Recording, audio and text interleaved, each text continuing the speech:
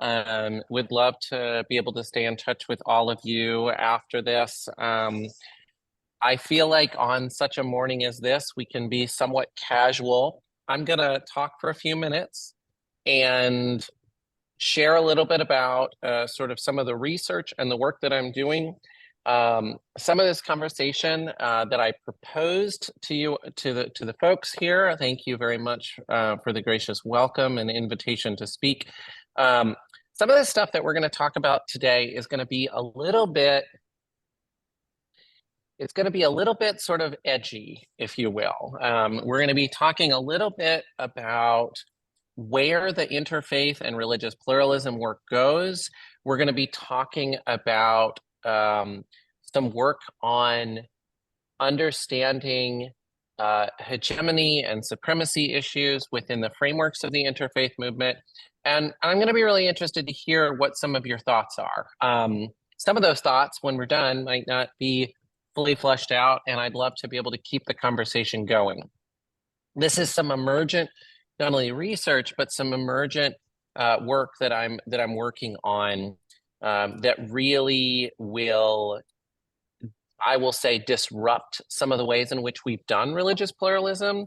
And I really want to see what how people are approaching it and seeing it after we get done with it.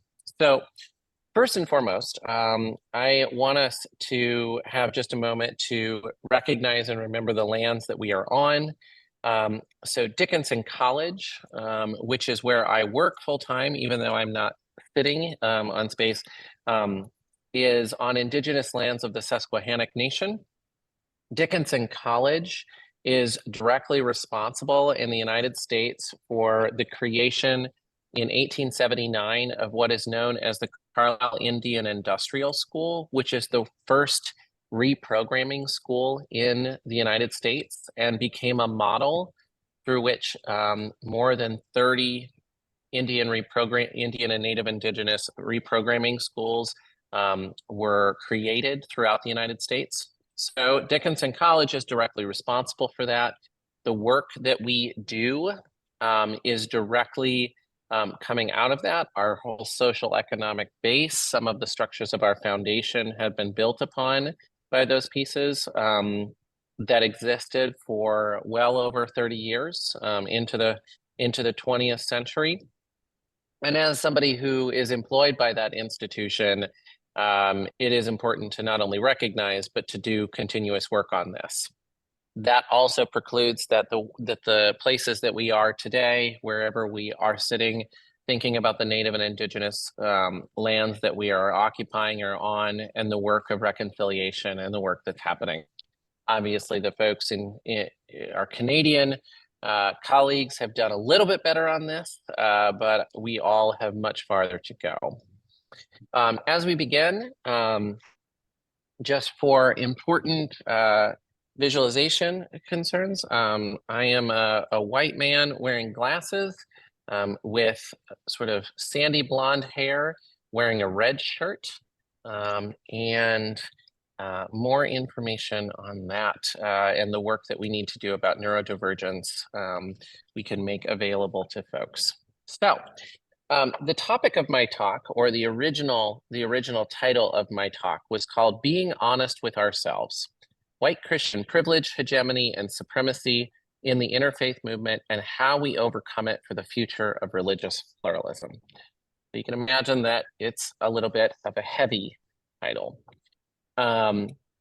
I'm really sad, I will say, that I haven't been able to attend some of the sessions this week. I'm at a conference in Minneapolis, the Association of Study for Higher Education, and so I've been pretty busy in some other conferences.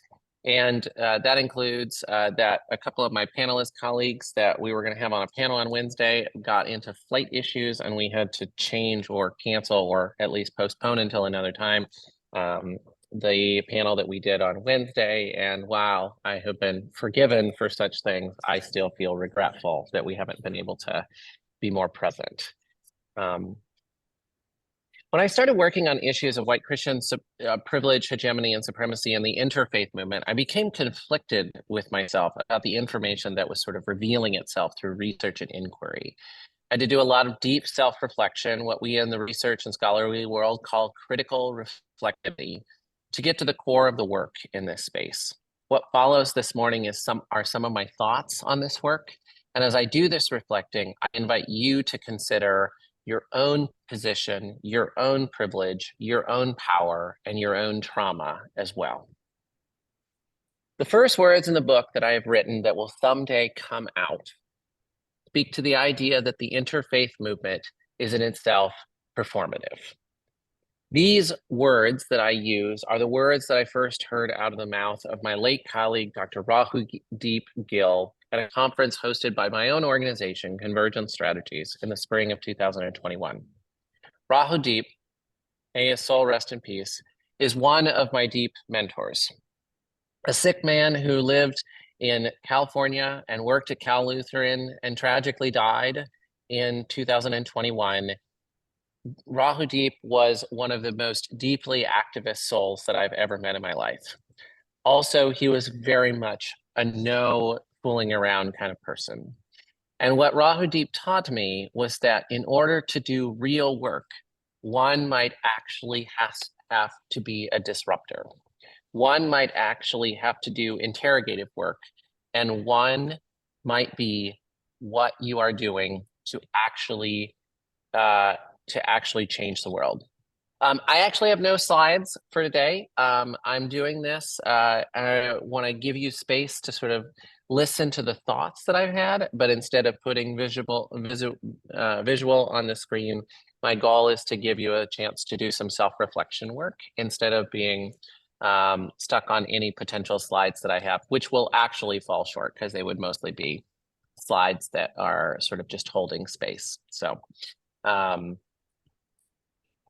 as we talk this morning, Rahudeep's words leave this space and left me with a space to remind myself that sometimes our performative work must be overcome with real work, which is messy.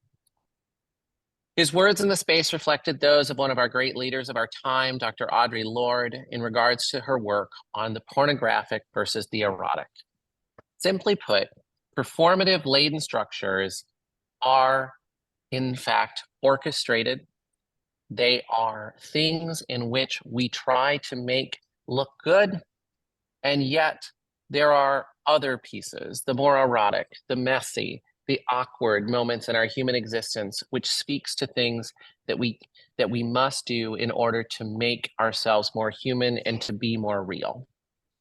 How this affects the interfaith work and the interfaith movement itself is dynamically important. And I learned those things from Dr. Gill, and I speak to those things this morning. When we seek to dumb down conversations that we have across religious, secular, and spiritual lines to those which are the most lowest common denominator, the most simplistic and agreeable points of contact, we falsely equated ourselves of doing the work of religious pluralism. We have sought to find which builds bridges, all the while knowing that in the back of our minds, we might just disagree on these deep fundamental pieces. But sometimes in the interfaith movement, they feel like the bridge too far. Focus on that which brings us together. Don't live within tension pieces. Only build ourselves in ways that we can come to a common understanding. And so our interfaith movement, designed to foster these discussions that bring us toward harmony, exists into a void and becomes performative because it doesn't seek to be messy, awkward, and human. The opposite of this, or at least in my mind, the counter to this, is that the work of religious pluralism is at many times messy. It is at many times contentious. There are times in which we simply cannot agree. There are times in which we are simply going to have to struggle through things together. Times in which we are going to even have to come to heated debate, to tension-filled moments, times which we will have to mitigate harm but not be afraid of division. And why? Because as humans, that is who we are. We don't agree. We do not ideologically hold all of the same expressions and values. And only when we live in that tension and be willing as human beings to come to that real, honest experience can we prevent, can we find our humanness within each other and not find our ways to dehumanize one another and lead toward emotional, traumatic, and even physical harm. This is what is the erotic, the messy, the complicated part of the interfaith movement that seems to be falling short. And to be honest, it's showing itself in my mind right now. As a higher education professional, one of the most important jobs I have is to figure out how to work with thousands of students across the many campuses that I serve as a consultant and the one campus that I serve directly as an employee at Dickinson College. My job is to help people to explore their spirituality, their religious identity, while having a campus climate that allows it to be safe to explore those practices and to have curiosities. And yet, my job is to balance and maintain some semblance of meeting people's needs and doing that which is important, which sometimes means giving space for diametrically opposed and fundamentally in tension conversations, actions, programs, and other pieces of content. When I fall short, the question is always, what have I fallen back to?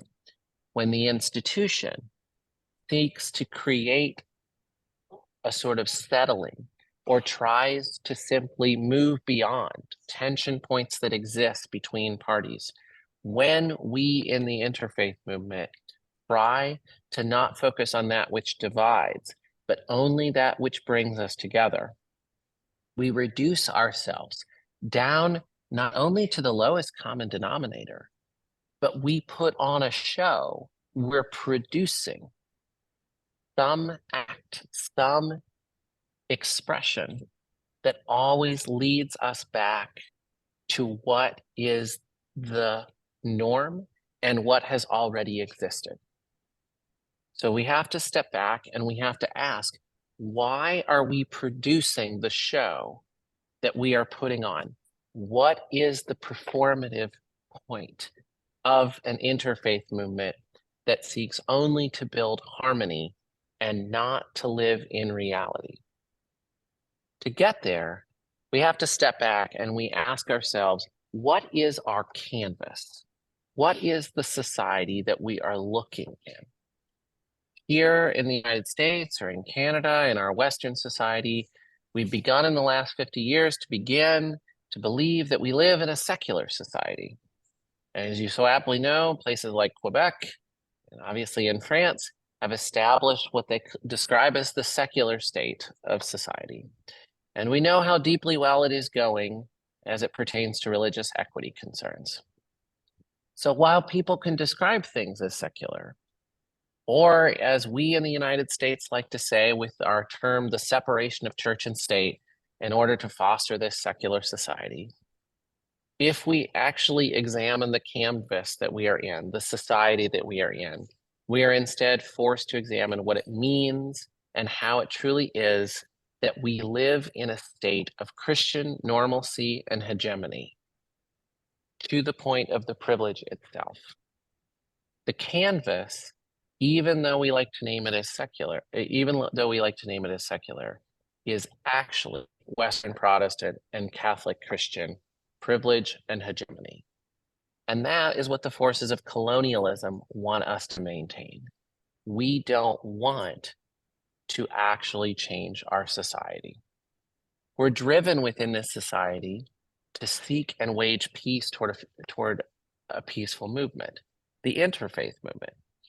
It seeks not to change the society that we live in, but rather it requires us and invites us within the interfaith movement to focus our attention on the inner work that we're all part of, to connect with someone from another tradition, to find commonalities, and to learn to care for one another.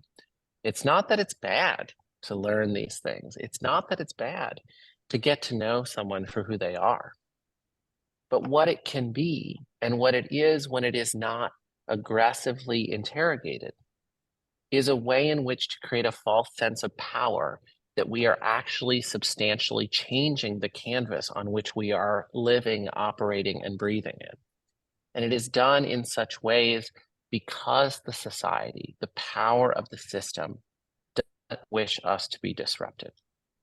Whether it be the deep sense of Christian supremacy that exists within colonial structures, or capitalism and its intertwinedness with Christian supremacy, or simply the idea that quote unquote Western society tells us through media and communication and ethics and value orientation that we value harmony over tension and disruption.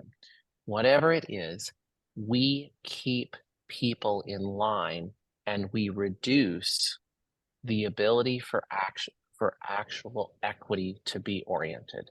We reduce the ability for people to move beyond simple dialogue, discussion on common narratives, and instead move together into spaces where we have fundamental differences, but that we learn each other's humanity in those differences. This is essentially what I have found to be the basis of the interfaith movement, a system that seeks not to create real change, but one which holds true to its own basis, that our society is in itself privileged toward Christians and especially white Christians. And as someone who, as you can look at, is what I call Christian passing, which I'm sometimes surprised to hear as a new concept in which a person can essentially pass for Christian even if they're not, that there is power and privilege in that as well. In our society, this is what we live in that gives permission what I look like. So my hypothesis is this. The interfaith movement has been holding up Christian privilege.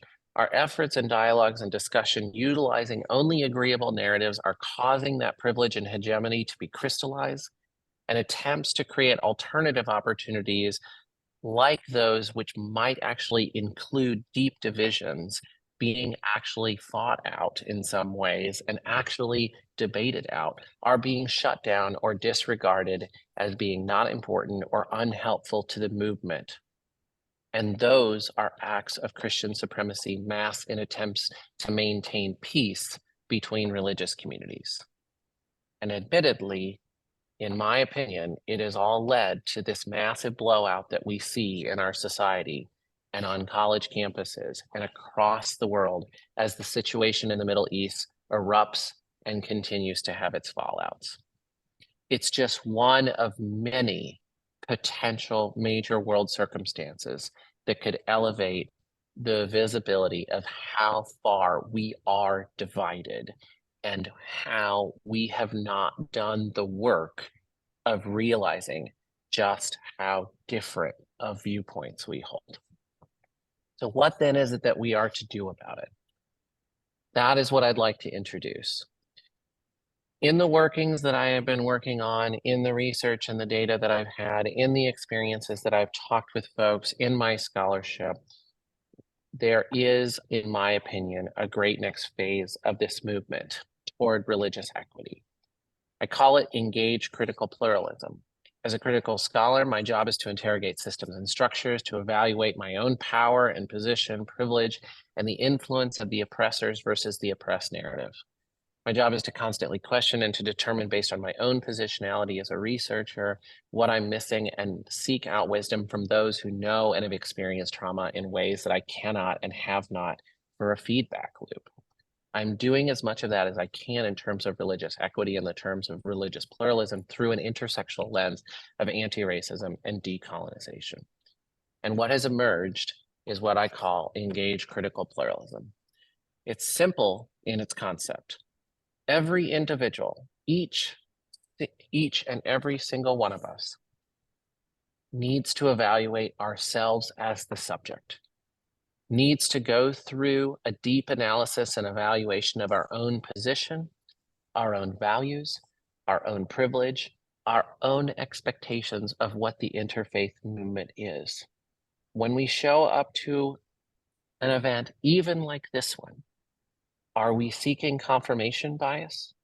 Are we seeking ways in which to only seek agreeance amongst each other? Are we only seeking harmony? Or are we seeking to give space for us to reconsider our own position and how we actually move from diversity to equity? This means buying into the notion that we are meant to have very difficult conversations, that we cannot allow ourselves to get caught up in being in the oppressor's hopes, that we have to reevaluate if we are sometimes overvaluing a society's expectations of harmony as being more important than potential divisiveness, than the idea that living in the struggle, living in the tension might be more important than trying to just simply wage peace. We have to step back and ask ourselves if we feel too uncomfortable or avoidant of hard subject matter, and that is a repercussion of us being absorbed into a society and a system that wants us to stay the way it is, which is deeply Christian, hegemonic, and supremacist. Whether or not we ascribe to that level of white Christians as the oppressors, whether or not we want to see that, the truth is that it is real. A historical critical perspective of the role of white Christian communities and the creation of what was known as the order of creation, thus created the racial contract. White Christian communities were what gave the permission slip and the playbook of colonialism. And there are no other major oppressors that can be present, at least here in the new world, as we say, when it pertains to looking at issues of racism and colonialism, the treatment of Native and Indigenous identities, and the way in which our society is structured. In here, our context of the US and the Americas, Christianity is the norm, and white Christianity is historically and critically the place where the oppressor's narrative is embedded. Engaged critical pluralism thus says the work is about the inner work, to associate and to recalculate ourselves as it pertains to this potential oppressor's narrative. Maybe that doesn't mean that we are all white Christians or white passing Christians. Maybe it means, how have we been caught up in this idea of harmony, peace, and justice as being the only things that we can do between ourselves in the interfaith movement? Maybe we have been caught up in the idea and allowed ourselves to get into spaces where conversations become melded down and really diluted to the point of very little division, very little conversations around equity. Are we looking to foster that equity, to change the systems that have disproportionately marginalized communities, disproportionately marginalized those that are mostly non-white Christians for generations? The question gets put to the individual first. That's what engaged critical pluralism begins to ask. Do the inner work. Ask the question of what is your expectation? What is your experience? How do you show up in the interfaith movement, in the religious pluralism space? What are your prerogatives? What gives you the permission in your head to think that this is good, right, a good conversation, the right way to create the content, and then help us to reevaluate what kind of power and privilege it is to potentially set that table, to set that discussion up, to set up that set of events, and ask ourselves, are we willing to go deeper, to get past ourselves, to interrogate what it means to actually do the work of equity? We see this in what we're seeing right now in our society. We're trying to find ways to erase Muslim identities in the United States. The work of Asma Uden, who's a civil rights lawyer in the United States. She wrote a book a few years ago called When Islam is No Longer a Religion, looking at the ways in which certain folks within in US society, mostly far-right conservatives, have sought to chip away with the US constitutional framework and our legal precedent in order to eradicate the idea that Islam is actually a religion. Because in the United States, the First Amendment of the US Constitution's protection of religious freedom actually would only apply to a religion. So instead of trying to overcome what is something unovercomable, which is the First Amendment of the US Constitution, the way in which it's been done is to chip away at the idea, the concept that Islam is actually a legal religion in the United States. We don't talk about that. That is not what I see in the subject matter of the interfaith movement. We aren't getting to living in the tension of that, even to the point of having folks that might be like, well, is Islam a religion, in the spaces to struggle through that. We're not talking about the rise of anti-Semitism in necessarily the ways in which we might do best to try.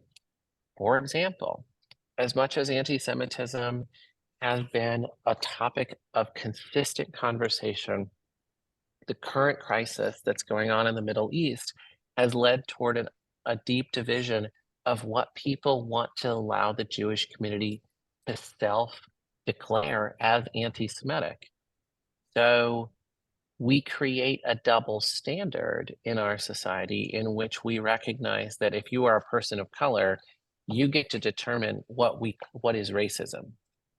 But the Jewish community, when presented with ideological value points on what they see as anti-Semitic, is looked at skeptically, and people say, we're not so sure about that. That double standard is built on a position of privilege and power that potentially creates enormous amounts of harm for our Jewish colleagues and Jewish peers and Jewish friends. And the real question of engaged critical pluralism is, are we doing the self-examination to ask why we are skeptical? Why there might be people that are trying to eliminate Islam as a religion in the United States? Why we don't talk about Hindu phobia in the way in which we do? Why anti-atheism is not as much of a subject matter? What is it that we have to do to create equitable societies? And what are the deep conversations that we have to have that we might never come to a resolution where we agree? The interfaith movement has it within it to go there. The interfaith movement has it within it to dismantle its attempts to only foster harmony and peace, and instead to move into the humanness. It has done that by encouraging people to get to know each other. But it has yet to move itself into a space that actually speaks toward the deep divisions and lives in the tension, because so often the interfaith movement is seeking to reify the canvas on which we operate, the white Christian Protestant hegemony, privilege, and even supremacy that has for generations been the construct of our societies. So we are faced with the fundamental question: can the interfaith movement evolve? Will it change fundamentally to meet these moments and actually live messy, erotic, deeply powerful, and transformative experiences in our society? Or will it remain performative? Will it move onward? Or will it stay put and leave the canvas of the white Christian hegemonic society alone? because we valued peace and harmony over real human divisions and differences, and learned to live as human beings in that tension. And that's the question that I think engaged critical pluralism can begin to answer. And I'm very thankful for you all listening this morning to some of the thoughts that are echoing. And I'm interested to hear if you have any thoughts, but I also would be very interested and truly interested in having you be in touch with me and talk more. And again, my email address, I'm putting my phone number down so you can even call me and say that you are frustrated with the things that I have to say, and I would love to talk with you about it. But I'm really honored to have had some space this morning to talk with you all. And I have a few minutes, and I want to give a few minutes before I move on, and I want to hold space for John, who's got work to do for us this morning in this time. But I want to see if there are any thoughts and if we have a few minutes to just talk about this at all. Thank you, Dr. Cody. It's very interesting that you bring a base where you started from as interfaith movement and where it should move on in terms of synchronizing, in terms of understanding, in terms of the kindness that is required to treat everyone with equity and diversity. Any questions or any points that you would like to raise from the audience? Hello? Sure. I would ask one question, if that's okay, Dr. Nielsen. I love your presentation. I'm in all the way on it, how we have to really bring up the uncomfortable questions to not just settle for peace for the sake of convenience, but actually do the hard work to take the most sacred journey in life from me to we and from separation to unity. So I love everything you're saying. And I just read a really fascinating book called White Too Long by Robert Jones, which is a stunning book. And he talks about the great disservice the Catholic Church did with the doctrine of discovery, saying that wherever their Christian explorers would go, they could immediately subjugate anything they came upon. And you may think that's some advantage for these people doing that, but it hurts their own evolutionary journey when they go to foreign lands and subjugate everyone that they come upon. It's interesting. I think in our world, we don't have enough sympathy for the oppressors, because on their soul's evolutionary journey, they're making a very difficult choice for their own growth when they choose to be oppressors. And I was wondering if you have anything you might want to say about the doctrine of discovery and how that's impacted the way we kind of dialogue in this world. I think you might be muted. Oh, I did. I'm sorry, I muted myself. John, you're doing great. Thank you. I really love that you plugged Robbie Jones's book on White Too Long. He has a brand new book out, like literally like 4 weeks off the press, called The Hidden Roots of White Supremacy. His book is, he has 3 books that have come out. He had a book called The End of White Christian America in 2016 that came out 3 months before Trump was elected. He had White Too Long that came out in the summer of 2020 during the Trump-Biden presidential campaign. And then he has this new book that's out. I believe that the doctrine of discovery, and Robbie says this in his new volume, that the history of America, and I think that should be broad, the history of the Americas cannot begin without a lesson on the doctrine of discovery. Because from the doctrine of discovery is literally the entire construct. Every place that you live in LA and me in Minneapolis and folks in Toronto, and the names that the streets that we drive on and the roads that we take and the societies that we build, it all begins in 1493 with the signing of the doctrine of discovery, which for those that might not have those historical timelines, it's interesting and not at all ironic that it was the Christopher Columbus discoverer of the New World about a year before we signed the doctrine of discovery. And Portugal and Spain needed to figure out how to divide up the world without creating a war. And the Pope said, we'll just split the halves. and the world went as it was. And I think the doctrine of discovery is very much at the ethos of the canvas. In fact, I think it is the contract from which the canvas was then drawn. Right. Well put. Yeah, it's amazing that I didn't really remember learning about that in school, and that would have really educated me so much more to what's happening in our world, not just America, but all around the world. And as I said, it's pretty stunning that you would set forth that type of a law, which would create so much oppression all around the world. And to this day, and I did read his latest book too, the one you said, I just finished that one. I think he's an amazing scholar.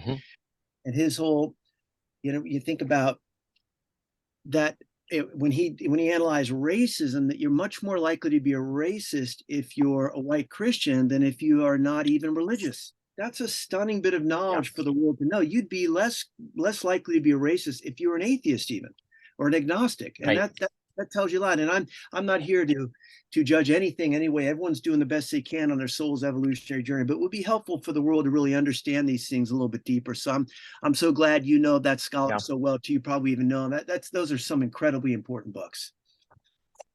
Yeah. Thank you, John. Any other thoughts, questions, feedback that anybody would love to have? Yes, Iman. Yeah, Iman. Thank you. Thank you very much, Dr. Cody and John. Yes, I see. I have been involved in a lot of dialogue, including spiritual dialogues and interfaith dialogues, and I would also suggest that the start of this reflection needs also to start with how do we understand our own faith or our own spirituality? Because the movement that you are talking about of being disconnected from reality, it's not just between faiths, different faiths.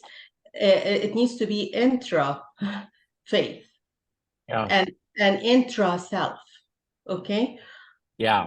What does self mean? The small self and the big self. What is our connection and our phase of evolution on our soul journey path?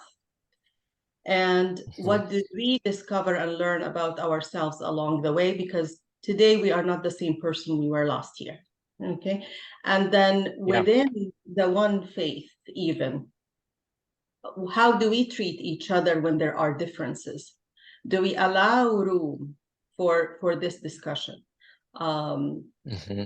So intra-faith, intra-self, and then interfaith and pluralism. So thank you so much. Yeah, thank you. That's great feedback because you're spot on. There's so much work to be done inside.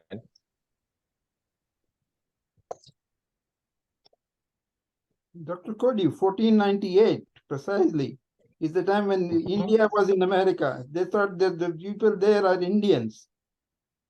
The Columbus trip, it found India in America. And in India, they found black dogs. Calcutta became black dogs.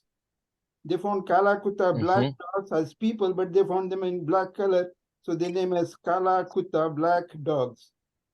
And moving down further, 1893 in Chicago, the World Parliament of Religions was the interfaith movement, the foundation stone for interfaith movement that still continues.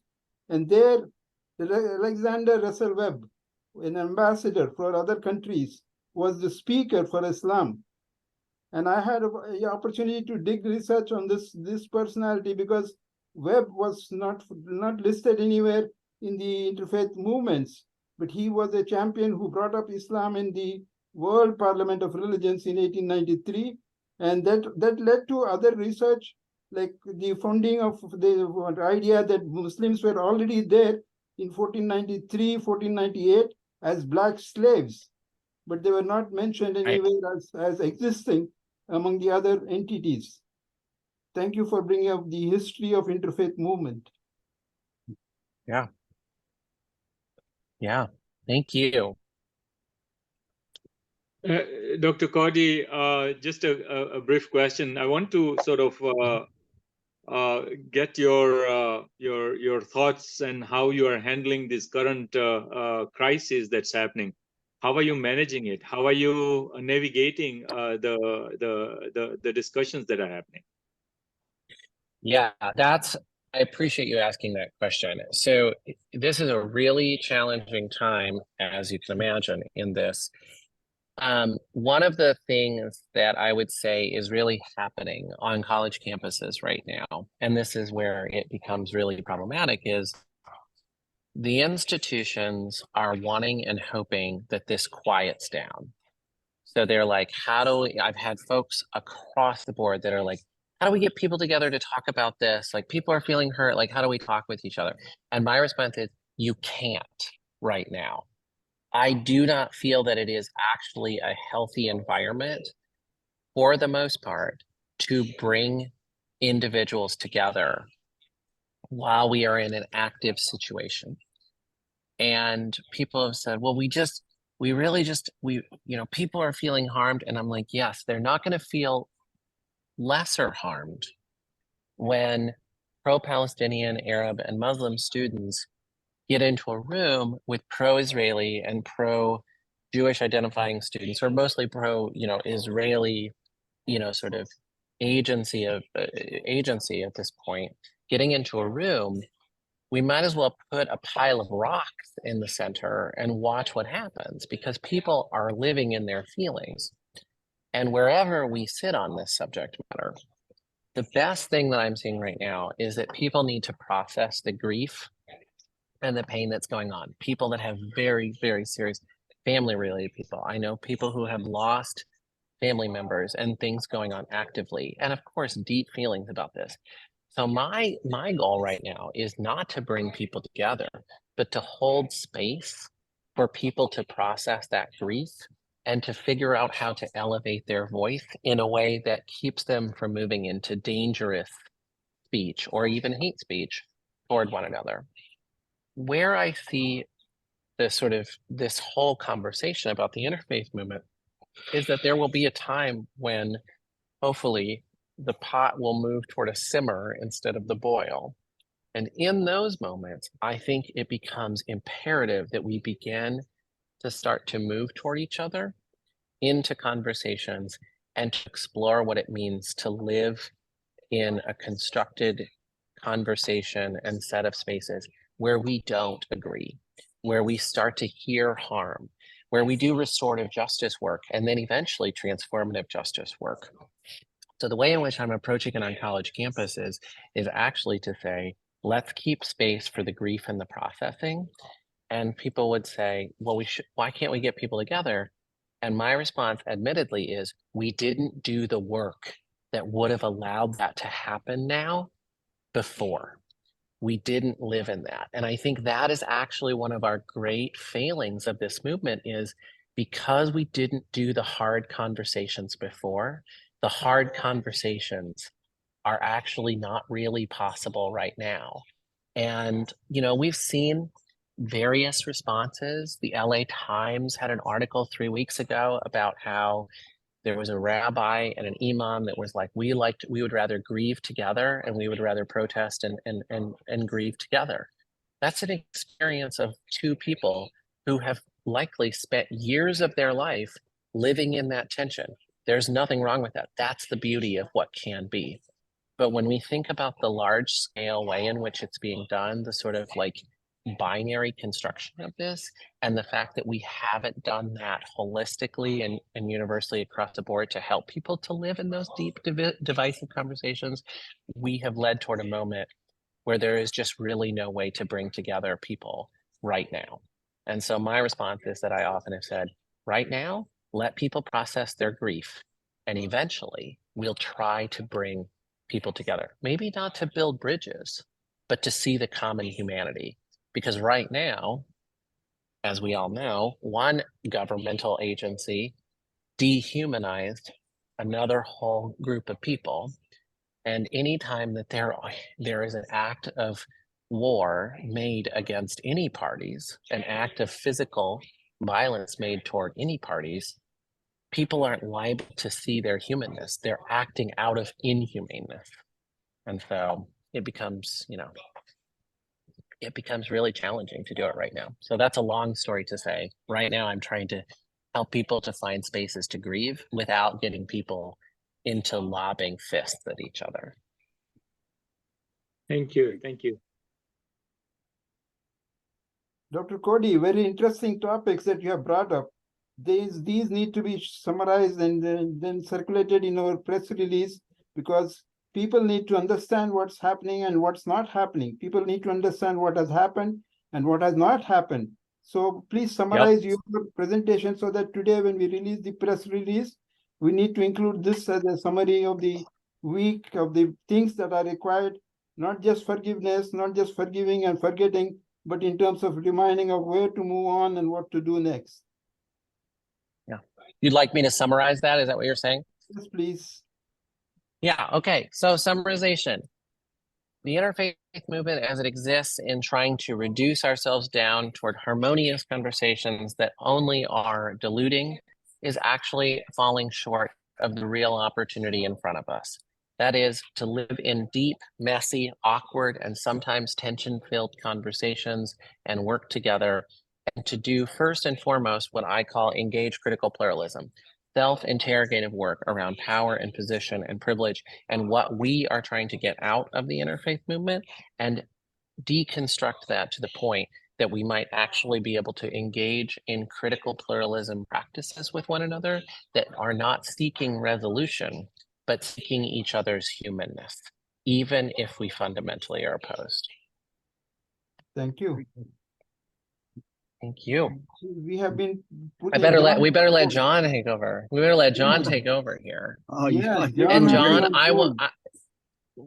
John, I want to say right now, as a co-presenter with you, I am going to do the worst thing, and I'm going to tell you that I cannot stay for your presentation, but I would really like to be able to follow up. And thank goodness it's being recorded, because I want to hear more about this and this film. And I'm really sorry that I've got to leave at the end of this to move to other sessions, but I promise you that I understand the harm that I potentially do as a presenter to be like, oh, thanks for my time, bye. You've done great. I'm sure you're doing more great work all day long, and I will send you the link to the film. It addresses a Middle East conflict, and it uses suffering as the area where you can actually find common ground. I think suffering is a great time to actually establish that, because both sides can feel that, and wherever you can start to begin to create common ground, that is a foundation of both inner peace and global peace. So, well, I'll send that link to you when I'm done with this, and you can watch it. It's only 20 films. Yeah, my next film is about cyberbullying. The same thing. Thank you so much. Great. All right. Thanks all. Take care. Thank you so much for the opportunity this morning. Thank you, Dr. Cody. Let me introduce John in a minute, and then John will start his presentation about the film Admissions. John Viscount is a screenwriter, composer, author, and branding specialist. After his parents went through a very contentious divorce when he was 15 years old, John began suffering from severe cluster migraine headaches, also known as suicide headaches, which came in excruciating clusters consisting of 40 to 50 headaches at a time. He suffered from these headaches for 15 years until eventually he dove into spiritual teachings for help after Western medicine had no impact. After healing his unhealthy emotional and mental states with the guidance of daily spiritual study, the headaches finally disappeared.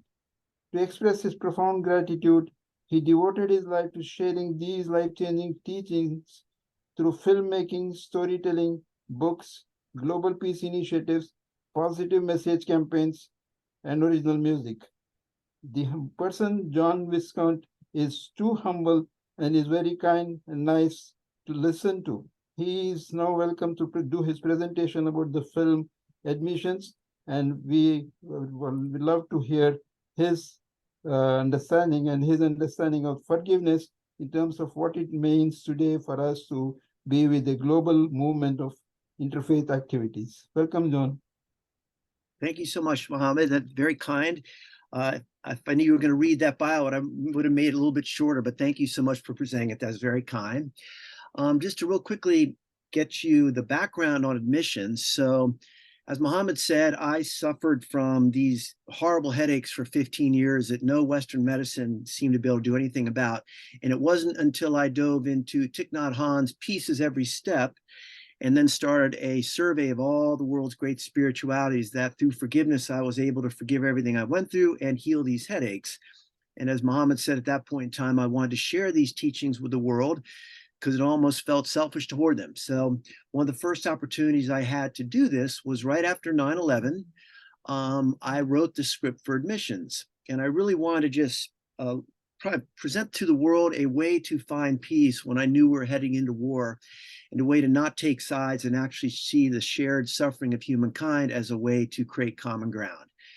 And the film, once it was made, we just kind of gave it away for free, and it went around the country. It was translated into maybe 6 additional languages. It was broadcast to 80 million homes in the Middle East by an Iranian satellite TV station. Stanford University used it to teach forgiveness. And it also led to me co-founding a nonprofit by the name of peacenow.com, where we're gathering 1 billion signatures to create peace departments in all the world's governments. And now I've created a second nonprofit called the Peace Entertainment Project, which utilizes storytelling and gets behind filmmakers who use storytelling to put out these healthy teachings to the world. Living in Hollywood, I kind of see some of the damage that the content that we consume does. There's a lot of stuff which is kind of directed towards the lower mind and the reptilian lobe, whereas my mission is to create work which is directed towards the prefrontal cortex and the higher mind and strengthen that in humankind. So Admissions is my first example of that. My second film I just directed this summer is going to address the destructive plague of the digital age, cyberbullying, which is an equally destructive force in our society. And that will probably be ready to go halfway through next year, I think. We're just in post-production now. So that kind of sums up the film. I'm not sure, Mohammed, how you're going to get this to play, but we can watch the film and then just do a Q&A after, because the film mostly speaks for me and all the teachings I so believe in. So if we can start the film, we can do a Q&A after we show the film.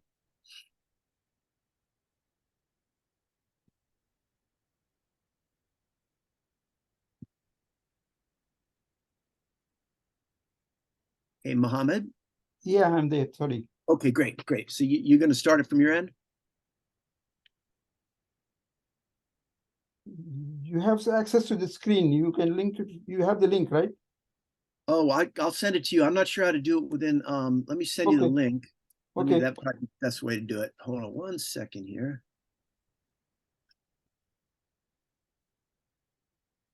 So let's see here.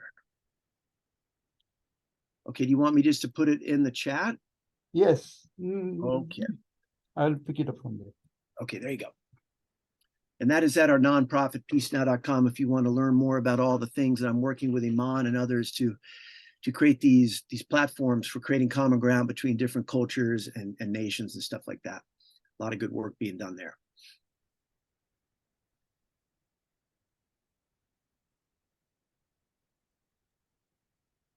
Can you see the screen?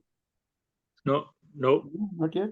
Okay, let me see if I can enable the screen sharing again. I had opened it up.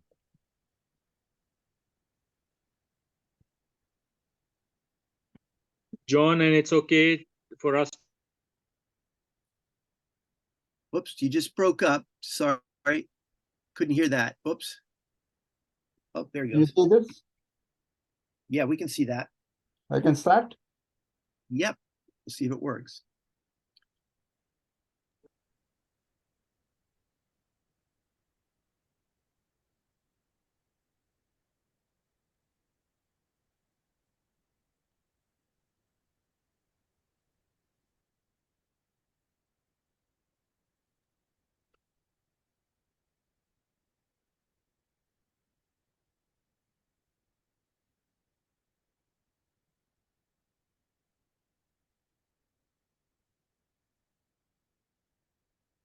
You have the volume up, Mohammed?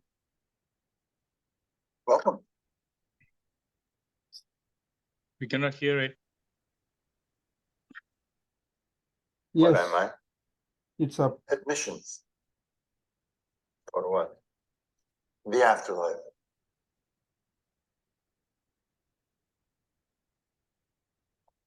Are you Allah? No. Please, have a seat.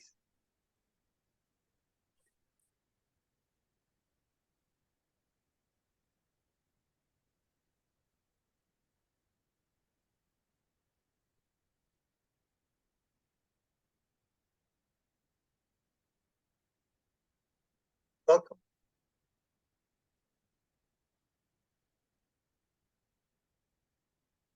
Excuse me. Do you know where we are? Admissions. Admissions for the afterlife. Please, have a seat.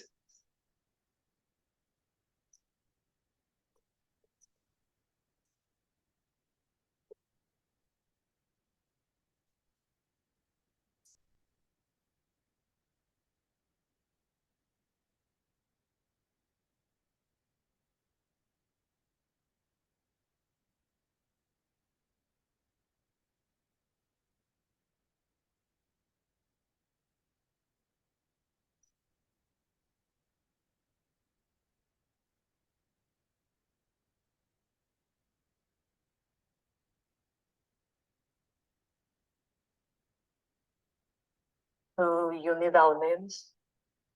No. They no longer apply. Can I please ask a question? Of course. Where is Allah? Yes. And where is God? With you. Always. And who are you? I'm just a clerk.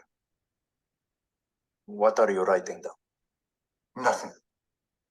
I'm just doodling. Why won't you tell us what's going on? I have. Then why are we here?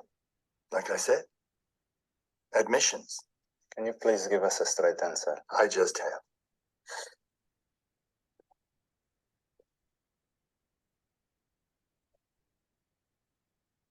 Well, what are we supposed to do here? It's admissions.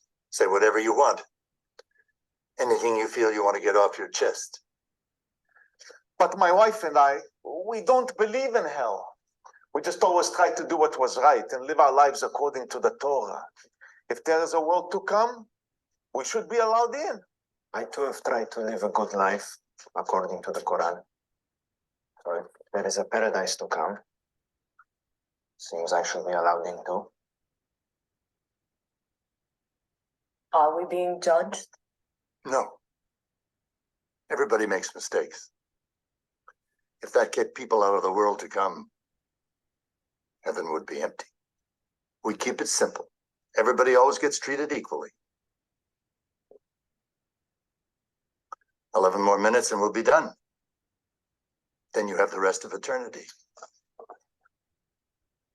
I don't want eternity unless it's with Allah.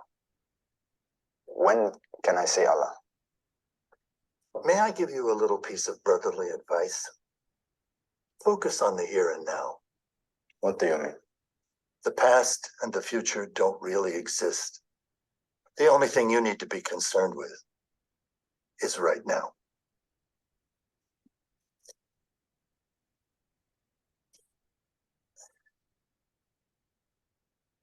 Can I ask a question? Of course, anything you like. What happened? I mean, how did we get here? We don't remember. The transition gives everyone a kind of temporary amnesia. Don't worry, it'll wear off in a minute. Please, I would like to know now what happened to my husband and me.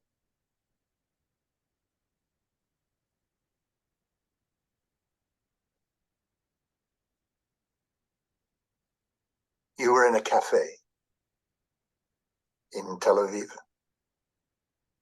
having lunch. There was an explosion.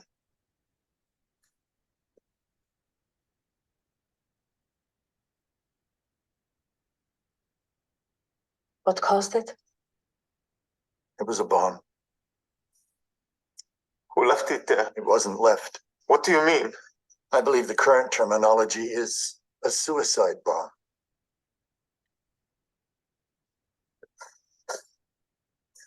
You have 2 young children. They're all alone now. I'm so sorry. I'm confused. We are from different religions. We pray to different gods. Yes. Which God are we waiting to see? Everyone's free to believe in whatever God they choose to. It's just that right now, your beliefs are no longer important. Only the truth is. So tell us the truth. You're here together because you died together. Sometimes when people die together, they go through admissions together. We died together? How many people died in the explosion? 3. Were you eating at the cafe? What were you eating? What did you order? Are you the suicide bomber? Please, I want to see Allah. Is he the bomber? Yes. I need to speak with Allah, please. You killed us! How could you put us with this murderer? Does it seem crowded? You should see it during a war. We all get a lot of overtime. How can you make a joke? He's a murderer! I'm not joking. He killed us. Yes, he did. And do you have any idea how many times I've seen this same scenario?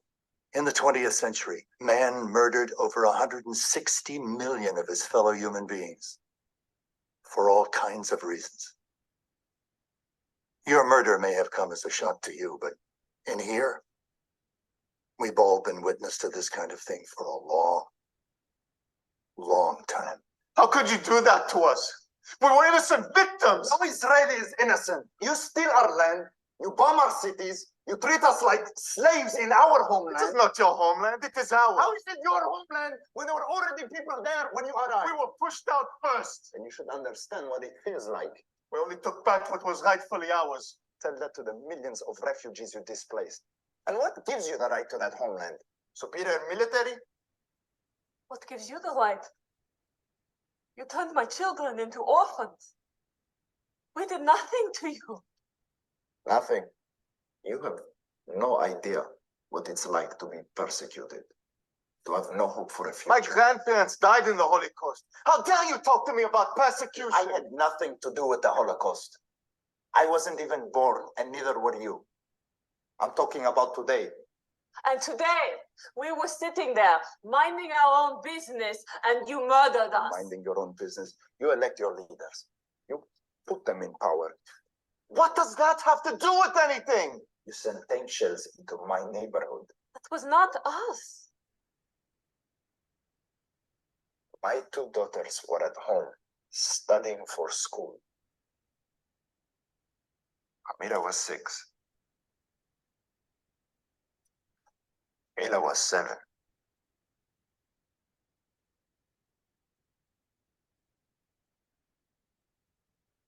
I had to pick pieces of their bodies and put them in garbage bags.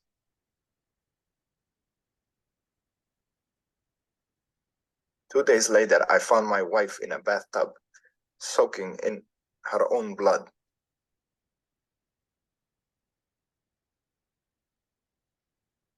So you tell me exactly what did I do to deserve this?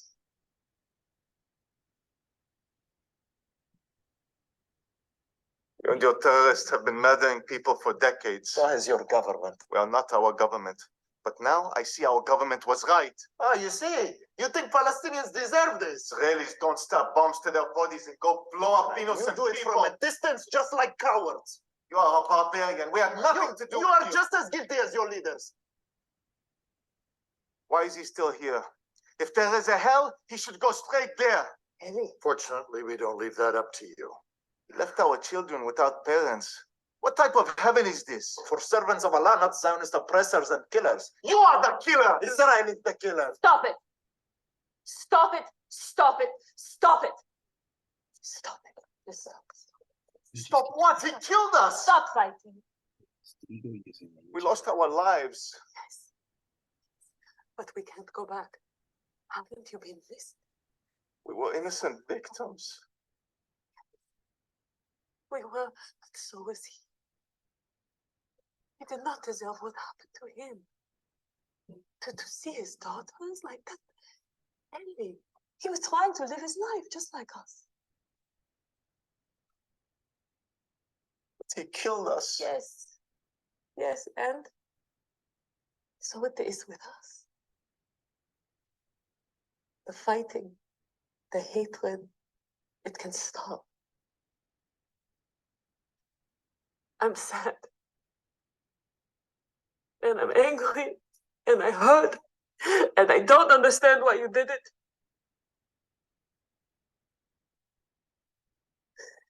But I understand the pain of losing your children.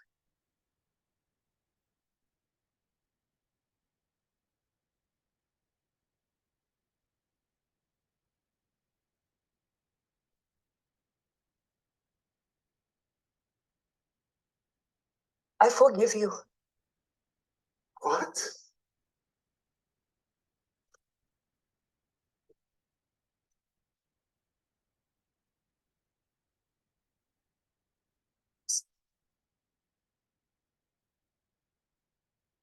What happened to you? And for the suffering we've caused you and your family. For that, I must ask you forgiveness.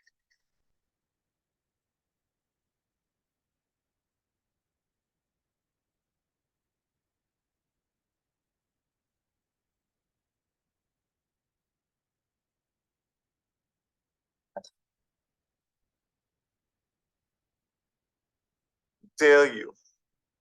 You left our children without parents. Have you lost your mind? No. I've regained it.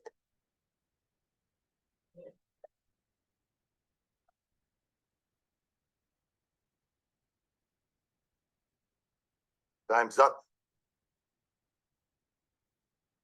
One at a time, please. Who goes first? That's also up to you.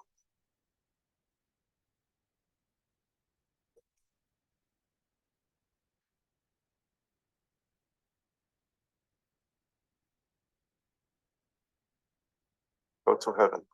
I will see you shortly. Go on.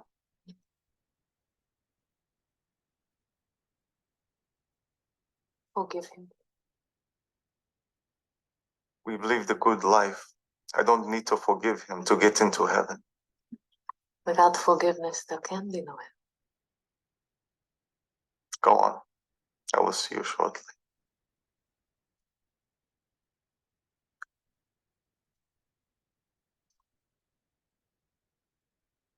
Go on.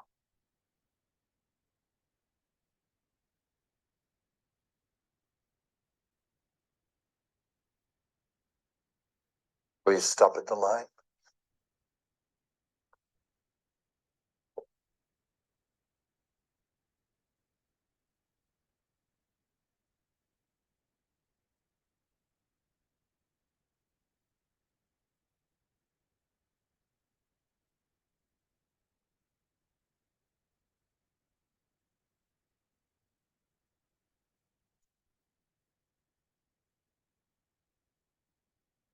Next. Please stop at the line.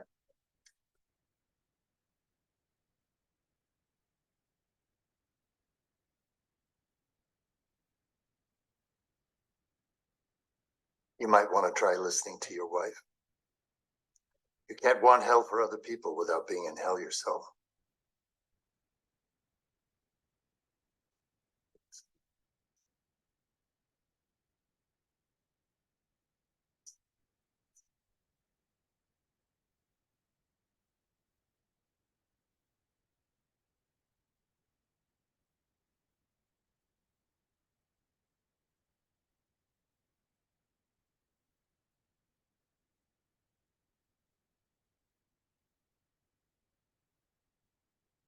Next.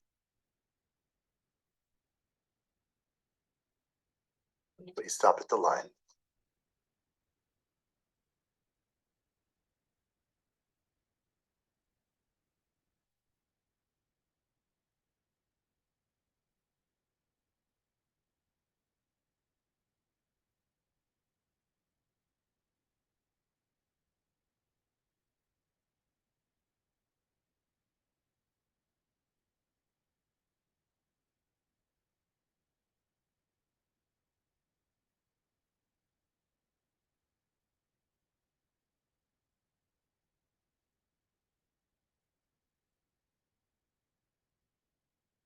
That you go to heaven after how I heard that.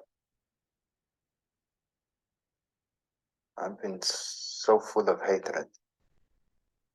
The ones who find it hardest to love need love the most. Who goes in there? No one.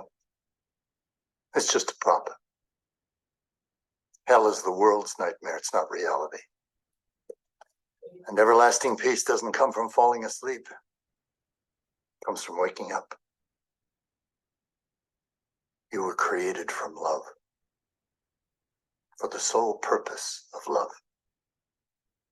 Murder is a contradiction, whether it's done by governments or individuals, because it goes against what you truly are. Love neither attacks nor condemns. And when you can forgive those who attack and condemn you, that's when you know it's really love.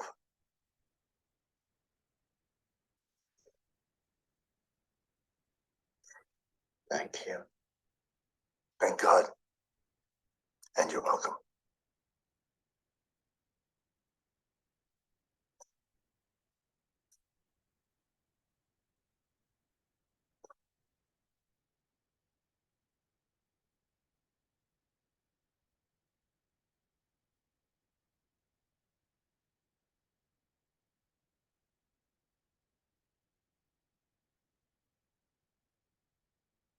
Welcome. Please, have a seat.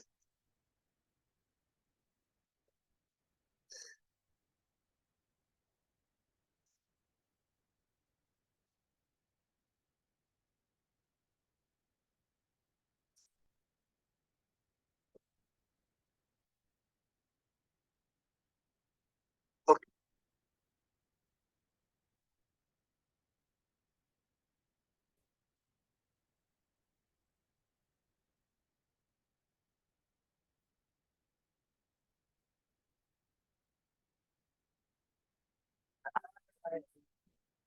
Brought the news today, and I feel sore with fever I've felt before. Somehow, once again, violence has had its say. A deeper voice could have touched so many more people. Die a little each day. A warm hand up unburies us the best. Together, we can climb beyond our fears to unity and live more and suffer less.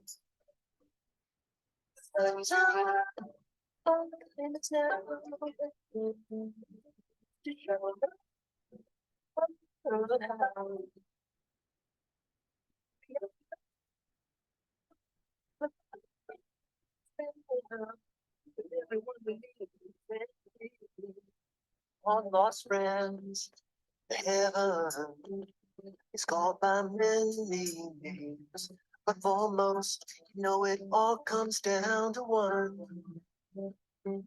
One home, one heart, no two apart, where we're all the same. And in the end, separation is undone. Salvation is what each heart yearns for. Hold and hope that everything turns out the best.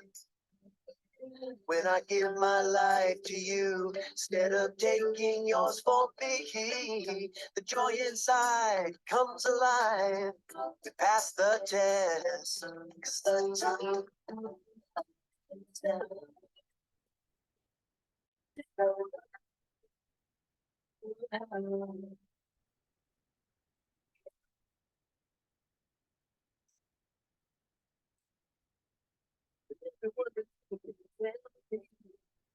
All lost friend.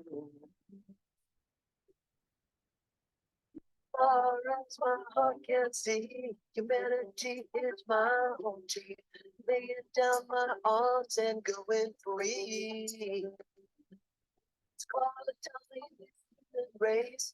Find our peace at a safer place. Make this world all that we can dream. When we dream as we.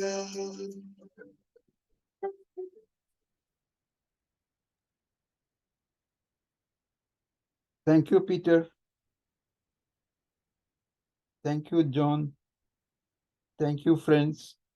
From one word that changed the whole platform, sorry, and love for humankind. That's the impression that I carry here. It's just, it cannot be put in any other words. Thank you, John. Any other comments, observations? Hello, friends. Yeah, it was a little hard to hear it. So if people want to actually watch the film, be able to hear all the dialogue and the song and all that, you can also use that link. It might be a little bit better viewing experience, but thank you for sharing it, Mohammed. Welcome. John, thank you so much. It was a very powerful and thought-provoking movie. You're very kind. I want to point out one thing that's kind of interesting, a couple things about the film. First of all, the nationalities of the actors. Anthony, who played the Israeli husband, is actually of Arabic descent. And Anna, who played his Israeli wife, is from Pakistan. And Oren, who played the Palestinian suicide bomber, is from Israel. So it was a very profound experience for all of them. A lot of tears on the set. I think one of the best ways you can learn compassion is to walk in another person's shoes, and they were able to do that. Also in this piece, you'll notice that the real heroine of the piece is the Israeli mother, and she was able to create common ground between the two warring factions by identifying with their shared suffering of the loss of their children. And I did that on purpose because I'm a strong believer that we need more female leaders in the world because they give birth to the species. And I think they're going to be much less likely to send their sons and daughters off to war. So I think that's an important thing too. And what I'm just trying to depict here is that if you look hard enough and use your ears, because listening is the true leadership in this world, listening to the other side, there's always some little bit of common ground you can find. It might just be sharing pictures of your children or something that you both suffered through in the past, but it's through that building of the common ground that then you can actually create the foundation for lasting peace, both inside your own heart and in the world. And so our work at peacenow.com is about doing that, creating peace departments and ministries of peace where warring factions can get together and just sit down in a room like they did in missions, have a minister of peace like James Cromwell who just lets people air it out. That's the secondary meaning of admissions. Part of it is admissions to the afterlife. The other part is just admitting what's making you suffer so the other side can hear it. And when you really listen, it's really hard not to identify with another human's suffering because you probably share a lot of those same sufferings. So I think that's an important part of this piece. So I kind of created this admissions room to be a symbolic ministry of peace and the kind of work they can do in the world that will be forever dedicated to creating these common ground and shared interests between different cultures. And from that, you build up the muscles of peace in the world. And I think you're better able to secure a brighter future for all humankind. And so when you see all humankinds as like yourself, you're really liberating yourself from really the tyranny of the ego. The ego always wants to create separation. It does it in religions. It does it with skin color. It does with geographies. You name it. Just look throughout this world. It's always the ego finding new ways to create separation. And it's through forgiveness and unconditional love for all beings that we're able to overcome those tendencies of the ego and have a truly rewarding life based in unity consciousness, where everyone you meet becomes your partner in peace and you create rewarding relationships all throughout your life. So that's what I do in all my work. I'm endeavoring to create something called Peace Entertainment, which uses film to use storytelling as a vehicle to present these teachings to all the people around the world who might never have the chance to study an hour to 2 hours a day like I do in all the spiritual books I study, but they can get these teachings. And even if they first push back against them, these teachings land in their stored consciousness, and maybe it's later in this life or a future life where they're suddenly the one teaching forgiveness. So I believe times right now in the world where there is a lot of suffering is the perfect time to talk about this. When you find there's an infection in the body politic, you want to address it with the medicines of spiritual teaching. So I'm hoping a lot of people are circling back to me about emissions and sharing it all around, because I try to do this storytelling in a non-condemnatory fashion where you see the humanity of all sides and you see, wow, everyone's really suffering. And when they find forgiveness, look at what happened to them. The actual door to heaven opened up. Well, that's just symbolism for me. The door to heavenly life in the here and now on planet Earth also opens up when you find unconditional love and forgiveness for all other sentient beings. And that's what the Buddha talked about. That's what Krishna talked about. All the great spiritual teachers talk about that. So that's what I'm trying to do with all my films, so we can get this into schools and really get it into the stored consciousness of humankind so we can start making better choices. Because if you think about it, all human beings are 99.6% identical, genetically speaking. It's astonishing how much war and acrimony we can create off the little divisions we have. And then only on a deeper level, if you look at the teachings of Ramana Maharshi or Nisargadatta Maharaj, the people who are enlightened in their physical form, to them it all just comes down to pure awareness. And we all have that. This whole world comes from the foundation of pure awareness. So when it really comes down to it, we're absolutely identical, and we all come from the exact same source.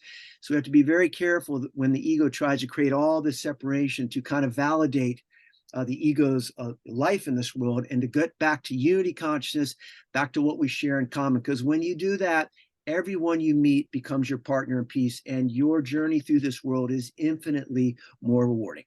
So I just wanted to share that.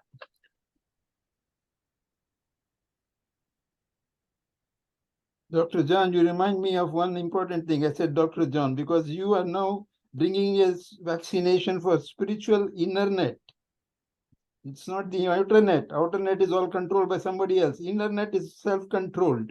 That internet needs a spiritual vaccination, which John can bring with the spiritual dimensions that he is a champion of. We need that vaccination, which can bring that kind of a change from inside the internet. Thank you. That's beautiful. Yeah, and like I said earlier, the big key in a difficult time like this is growing ears.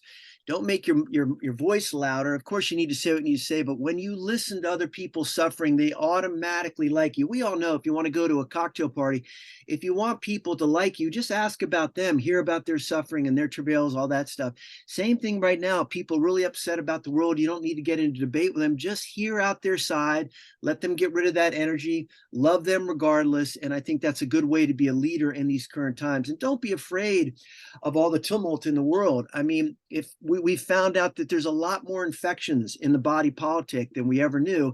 And that's what these things do. When we have these big conflicts, it shows you how much more work we need to do. And we can't let choices of religions and stuff like that keep us from really the truly rewarding life we can be, where you just see all of us as the same thing, working towards the same goal. It's a lot more rewarding.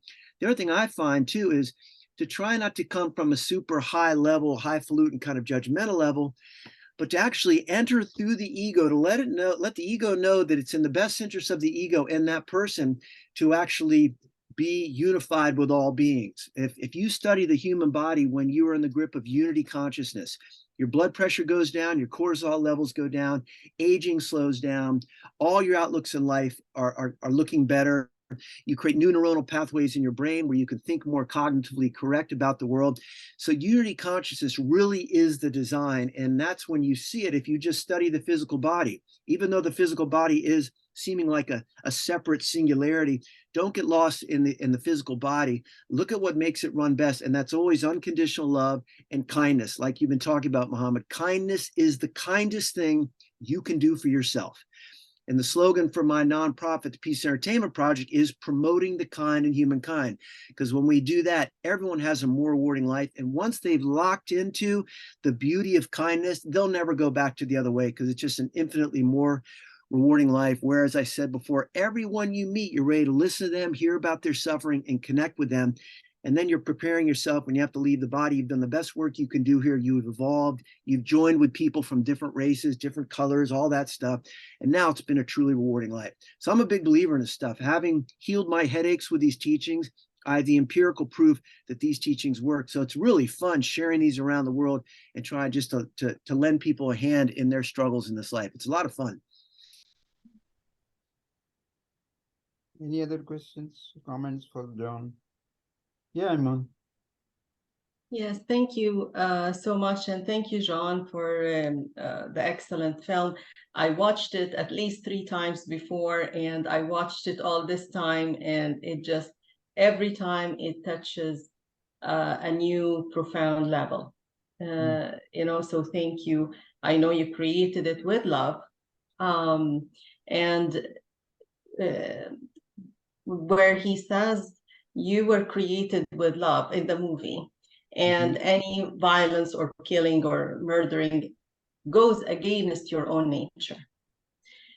And I think this is a key point, that all religions speak about love. And I am a trainer on conflict resolution, and I teach human identity needs, and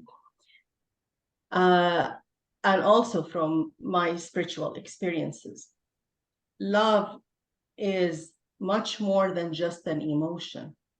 It's an intrinsic system of connectedness to everything and everyone. And it actually enables creation. Without love, everything fades and dies. Like it starts with the Creator's love for his creation that enables us to exist. And then our love for each other and for nature, and nature's love for us, that enables life to continue. So it just, I think it poses a very big question for us to ask ourselves, what is love?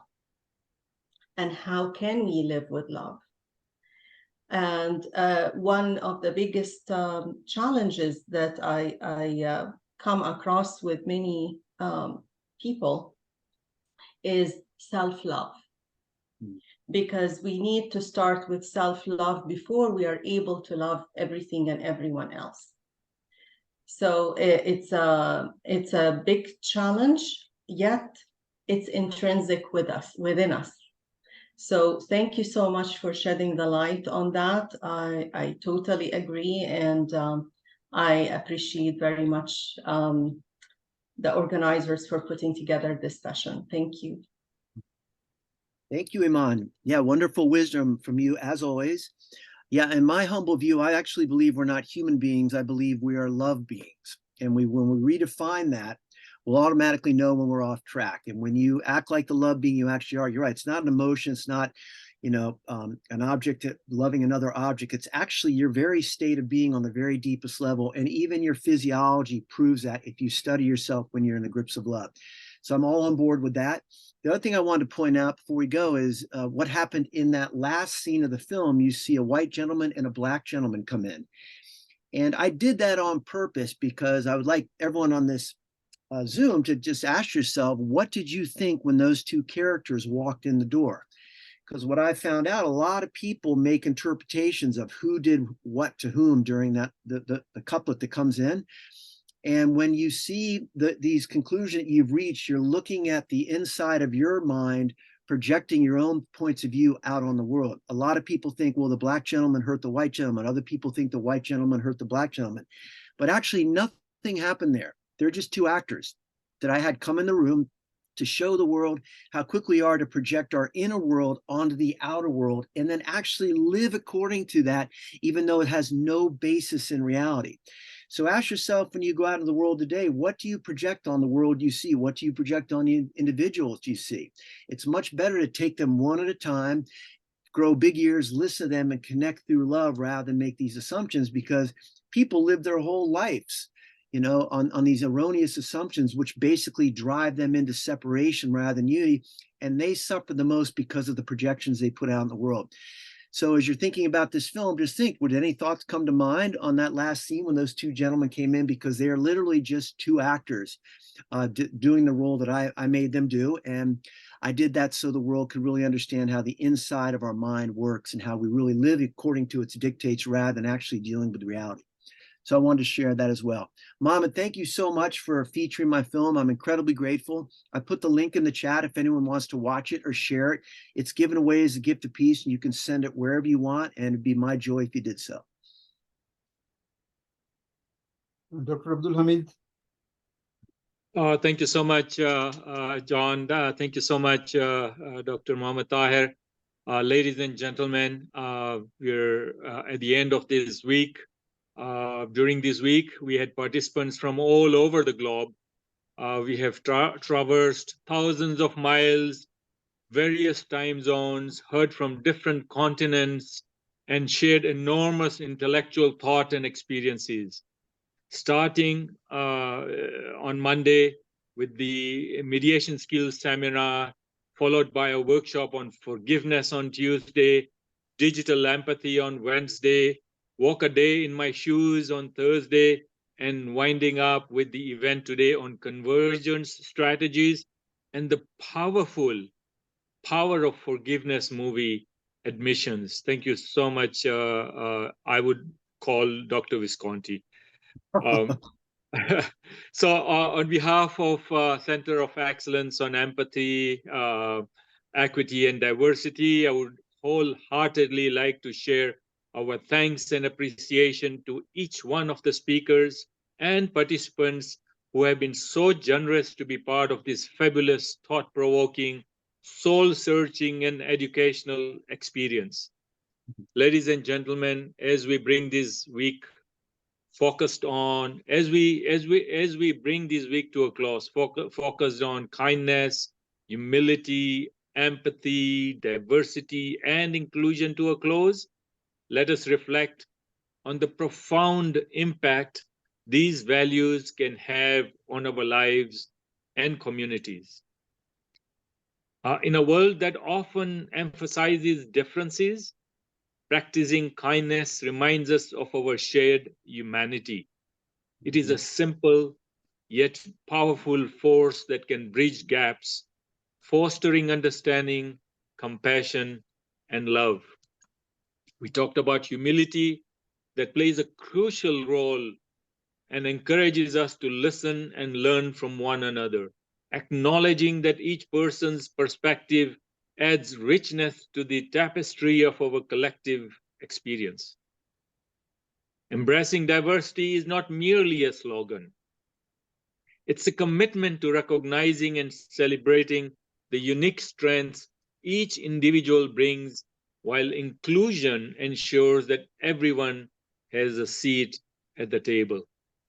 Fostering an environment where diverse voices are not only heard, but also valued. So as we live here today, let us deeply reflect on these principles and carry them with us into our daily lives. Let kindness be a guidance to our interactions, humility the foundation upon which we build relationships, and a commitment to diversity and inclusion, the catalyst for positive change in our workplaces, our communities, and within our lives. Thank you once again for your participation in these seminars.